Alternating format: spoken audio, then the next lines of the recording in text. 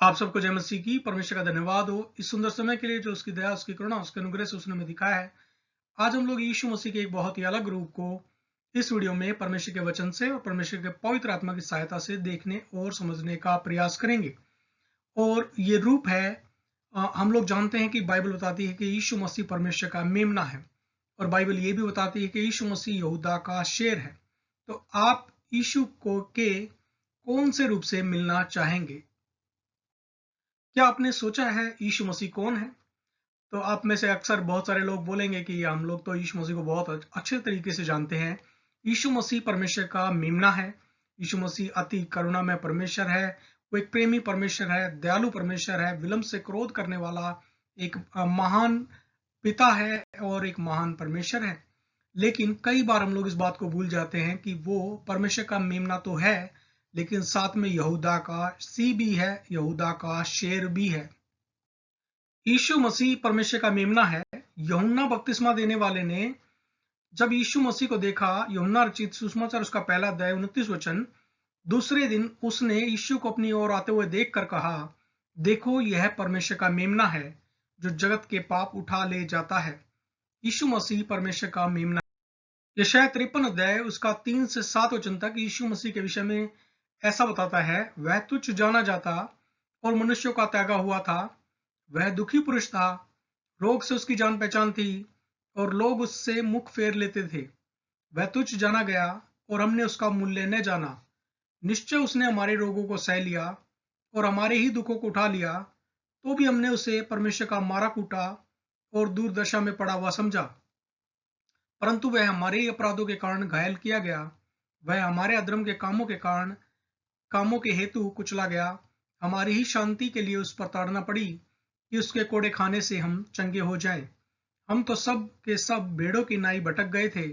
हम में से हर एक ने अपना अपना मार्ग लिया और यहोवा ने हम सबों के अधर्म का बोझ उसी पर लाद दिया। वह सताया गया तो भी वह सहता रहा और अपना मुंह न खोला। जिस प्रकार भेड़ वध होने के समय व भेड़ी ऊन कतरने के समय चुपचाप शांत रहती है, वैसे ही उसने अपना मुंह न खोला। तो यहाँ पर हम लोग यीशु मसीह के विषय में एक भविष्यवाणी को जो यशायाह भविष्यद्वक्ता के द्वारा परमेश्वर ने कई सौ साल पहले कर दी थी, उस भविष्यवाणी को देखते हैं। और यीशु मसीह जो है वो एक मेमने के रूप में उसने अपनी क्रूस पर बलिदान को दिया, और ये एक भविष्यवाणी जब यीशु मसीह इस संसार में थे तो उस समय पर पूरी हुई। उत्पत्ति उसका 49 अध्याय 9 और 10 वचन में इस तरीके से बताया गया है, यहूदा सी का बच्चा है, हे मेरे पुत्र, तो अहेर करके गुफा में गया है। वह सी व सिहनी की नाई दबकर बैठ गया, फिर कौन उसको छेड़ेगा? जब तक सिलो न आए तब तक ना तो यहूदा से राजदंड छूटेगा, न उसके वंश से व्यवस्था देने वाला अलग होगा, और राज्य राज्य के लोग उसके अधीन हो जाएंगे। तो जो सिलो यहाँ शब्द इस्तेमाल किया गया है, वो सिलो जो शब्द इस्तेमाल किया गया है उसका अर्थ है मसीहा। यीशु मसीह के विषय में ये एक भविष्यवाणी परमेश्वर के पवित्र आत्मा के द्वारा कई सौ साल पहले परमेश्वर ने, जब याकूब अपने पुत्रों को आशीष देने वाला था, और उसने अपने 12 पुत्रों को, हम लोग जानते हैं, याकूब का परमेश्वर ने नाम बदला और उसका नाम इज़राइल बना कर दिया। और इज़राइल ने अपने 12 पुत्रों को बुलाया और उनको आशीष दी। और जब यहूदा की बारी आई तो यहूदा को इस तरीके से इज़राइल ने आशीष दी, यानी याकूब ने अपने पुत्र यहूदा को आशीष दी, जब तक सिलो ना आए, यानी यीशु मसीह जब तक ना आए। और हम लोग इस बात को भी जानते हैं कि यीशु मसीह यहूदा के गोत्र में से ही यीशु मसीह ने जन्म लिया। उसकी वंशावली में हम लोग यहूदा के गोत्र को पाते हैं। तो इसलिए यीशु मसीह यहूदा का सी है। और यहूदा गोत्र का चिन्ह, जो इज़राइल के 12 पुत्र थे उनमें से यहूदा का जो गोत्र का चिन्ह था वो एक सिंह था, एक शेर था। इसीलिए यहाँ पर एक मेटाफर के रूप में इस शेर के जो प्रतीक को यहाँ पर इस्तेमाल बाइबल में किया गया है। और साथ में ये एक भविष्यवाणी भी थी कि यीशु मसीह यहूदा के गोत्र में से ही जन्म लेगा।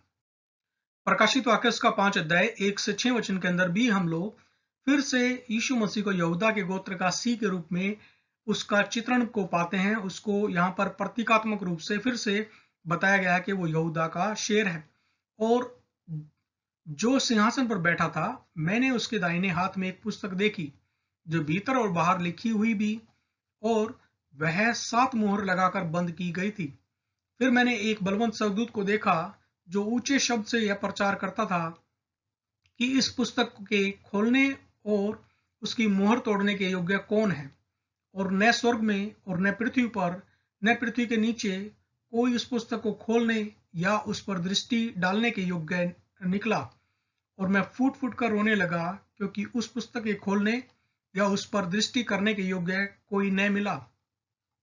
तब उन प्राचीनों में से एक ने मुझसे कहा, मत रो, देख, यहूदा के गोत्र का वैसी जो दाऊद का मूल है, उस पुस्तक को खोलने और उसकी 7 मोहरें तोड़ने के लिए जयवंत हुआ है। और मैंने उस सिंहासन और चारों प्राणियों और उन प्राचीनों के बीच में मानो एक वध किया हुआ मेमना खड़ा देखा। उसके 7 सींग और 7 आंखें थी। ये परमेश्वर की 7 आत्माएं हैं जो सारी पृथ्वी पर भेजी गई हैं। तो यहाँ पर हम लोग फिर से इस बात को पाते हैं कि यीशु मसीह यहूदा के गोत्र का वह सी है जो उस पुस्तक को खोलने और उसकी 7 मोहरें तोड़ने के लिए जयवंत हुआ है। और साथ में हम लोग इस बात को भी पाते हैं कि यीशु मसीह मानो एक वध किया हुआ मेमना खड़ा हुआ देखा, जो आपके लिए, मेरे लिए और मानव जाति के लिए जो बलिदान हुआ है, सारी मानव जाति के पापों के लिए यीशु मसीह मेमने के रूप में बलिदान हुआ है। और साथ में यीशु मसीह परमेश्वर का मेमना तो है ही, वो यहूदा का शेर भी है। तो ये भविष्यवाणी, क्योंकि ये प्रकाशित वाक्य में लिखी गई है, आने वाले सालों में इस भविष्यवाणी को भी हम लोग पूरी होते हुए देखेंगे। बाइबल में यीशु मसीह को यहूदा का शेर करके क्यों उसका चित्रण बताया गया है? क्योंकि इसी जंगल का राजा होता है। और हम लोग इस बात को जानते हैं कि यीशु मसीह ना सिर्फ राजा है, लेकिन वो राजाओं का राजा है। यीशु मसीह प्रभुओं का प्रभु भी है। दूसरा, सिंह शक्ति और साहस का प्रतीक है। हम लोग इस बात को भी जानते हैं, यीशु मसीह ने कहा, स्वर्ग और पृथ्वी का सारा अधिकार मेरे को दिया गया है। यीशु मसीह जब इस संसार में थे, जब उनको कलवरी क्रूस पर चढ़ाया जा रहा था, जब उनको 39 कोड़े उन्होंने सहे, जब रोमी सैनिकों ने उनकी दाढ़ी को नोचा और उनके पैरों में, हाथों में कीलों को ठोका जा रहा था, उस समय भी यीशु मसीह 100% मनुष्य थे और 100% वो परमेश्वर भी थे। लेकिन यीशु मसीह ने उस समय पर आपको और मुझे देखा और मानव जाति को देखा, इसलिए उन्होंने अपने मुंह को बिल्कुल बंद करके रखा। उन्होंने अपने मुंह को नहीं खोला और उन्होंने अपने आप को बलिदान होने दिया एक मेमने के रूप में। क्योंकि हमने यूहन्ना के सुसमाचार में इस बात को पाया, देखो, ये परमेश्वर का मेमना है जो जगत के पापों को अपने ऊपर उठा लेता है। तो यीशु मसीह उस समय पर एक मेमने के रूप में उन्होंने कलवरी क्रूस पर अपने आप को बलिदान किया। लेकिन एक और दिन आएगा जो न्याय का दिन है। उस न्याय के दिन यीशु मेमने के रूप में नहीं, सेवक के रूप में नहीं, अनुग्रह के द्वारा नहीं, लेकिन उस समय पर यीशु मसीह यहूदा के शेर के रूप में इस संसार का न्याय करेगा। सवाल यह है, आपके लिए, मेरे लिए, हम सब के लिए, क्या आपने यीशु को अपना प्रभु और उद्धारकर्ता मानकर ग्रहण किया है? अगर किया है तो आपको यीशु के सी के रूप से डरने की जरूरत नहीं। लेकिन अगर आपने यीशु को अपना प्रभु और उद्धारकर्ता ग्रहण नहीं किया, तो आपका और मेरा सामना यहूदा के सी से होगा, बल्कि यहूदा के सी के रूप में न्याय सिंहासन पर बैठकर सर्वशक्तिमान राजा के समान राजदंड लेकर यीशु मसीह सारे संसार का न्याय करेगा। तो आज हमारे पास मौका है, हम लोगों को देखना है कि यीशु मसीह को आप कौन से रूप में उसको मिलना चाहते हैं। आप उसको परमेश्वर के मेमने के रूप में उससे मिलना चाहते हैं, या यहूदा के शेर के रूप में उससे मिलना चाहते हैं। और यीशु को अगर आपने मेमने के रूप में ग्रहण किया है, तो आपको यहूदा के शेर से बिल्कुल घबराने की, डरने की आवश्यकता नहीं। और अगर नहीं किया है, तो आपको आज निर्णय लेना है। आज ही चुनाव करें कि आप यीशु मसीह को कौन से रूप में मिलना चाहते हैं, यहूदा के शेर के रूप में या परमेश्वर के मेमने के रूप में। आज ही चुनाव करें। आज ही उद्धार का दिन है। आज ही निर्णय लें, अपने पापों से पश्चाताप करें, यीशु मसीह के लिए, उसकी महिमा के लिए जिएं। परमेश्वर आपको, आपके पूरे परिवार को और आपकी कलीसिया के हर एक विश्वासी को बहुतायत से आशीष दे। जय मसीह की।